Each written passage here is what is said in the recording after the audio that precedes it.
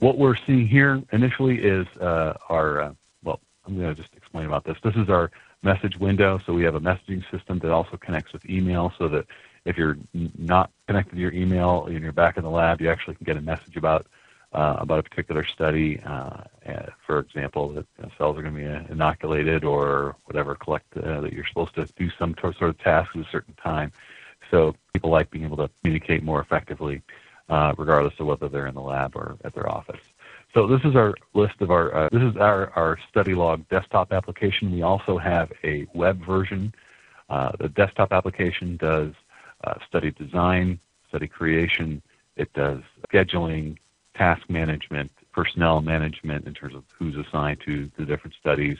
And then it does data collection in conjunction, so manually or in conjunction with electronic devices. So you could press a button on a balance of calipers or, let's say, a hematology analyzer, and just all of those values will be shot in automatically.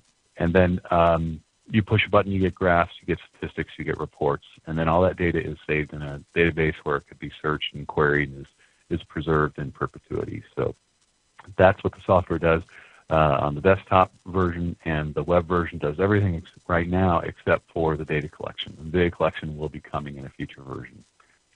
So that being said, I just want to explain this is our study registry. I'm showing all of the active studies. If I want to see all studies in the system, I could see that. So that includes both active as well as archive studies. So we archive studies to sort of get them out of the way and lock them down for editing.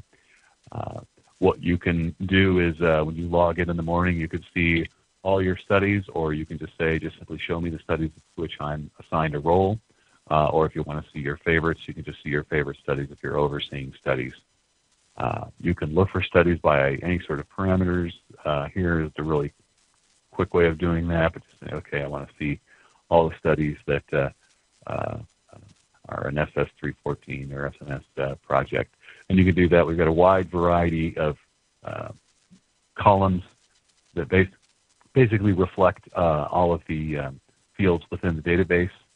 You can move these fields around, and if you want, you can actually remove them from the view if you want. So you can customize it for yourself as you like.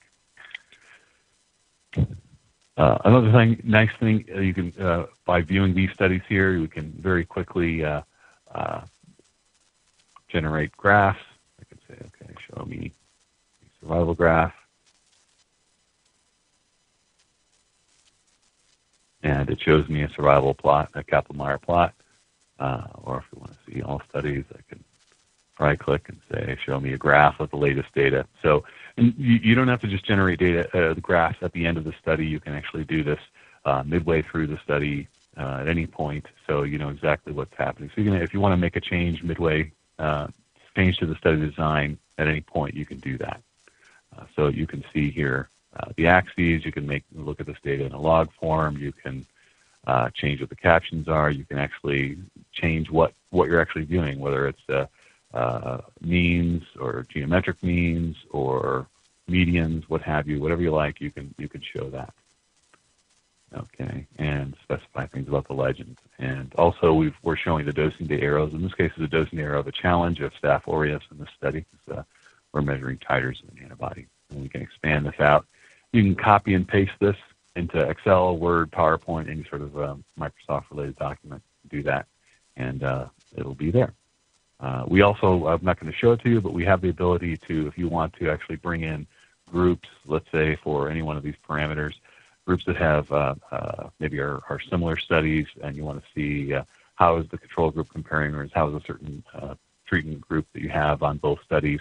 You can actually bring in those groups and compare those graphs, or compare those groups graphically on the same graph very easily.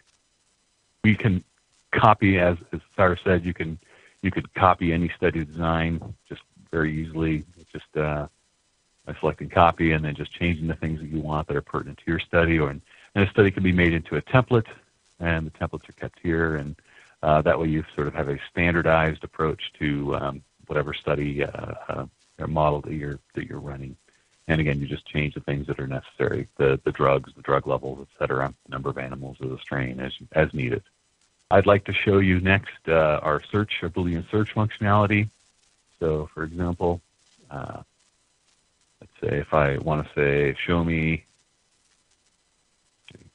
Latin and, or two, show me all the studies that meet this criteria, and it'll check the entire database and I could see those. Okay. And we see also the context of where those search criteria are in the study, and I can highlight the study and very quickly go and generate a report. We do a group comparison report, but actually, sorry to show you one of those, but I could show you an example of, let's say, a protocol report that you can use for the basis of your actual final report. And this is something generated in Word. Most of our outputs are in Excel with a variety of formats of tables and graphs. But this is one where it's actually set up to allow you to write a final report, and it gets filled in with information that is already included in the design of the study. So it's just automatic. So the test articles are here, treatment groups, description, pre-treatments like this as an irradiation, all the tasks and measurements that are included on the study.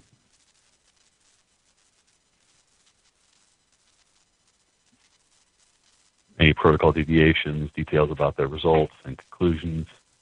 And at the bottom here, we have